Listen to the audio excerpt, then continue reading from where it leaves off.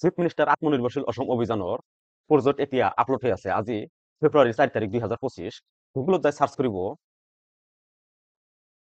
CM triple A first ওয়েবসাইটত visit কৰিব cm.assam.gov.in click কৰাৰ পিছত এনেকুৱা ইন্টাৰফেস আহিব মোবাইলৰ সহায়ত ওপেন কৰিলে এনেকুৱা ইন্টাৰফেস আহিব ইয়াৰ পৰা আপুনি প্ৰজেক্ট ডাউনলোড কৰিব পাৰিব ডাউনলোডত ক্লিক কৰি আপোনাৰ এনেকুৱা ইন্টাৰফেস আহিব মোবাইলত ওপেন কৰিলে এনেকুৱা ইন্টাৰফেস আহিব ইয়াতে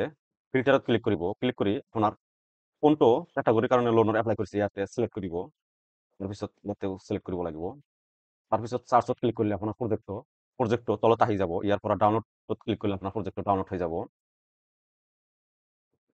আপোনাৰ প্ৰজেক্টটো প্ৰিন্ট কৰিব লাগিব প্ৰিন্ট কৰি সেকেন্ড পেজ ফিল আপ কৰিব লাগিব আৰু লাষ্ট পেজত সিগনেচাৰ দিব লাগিব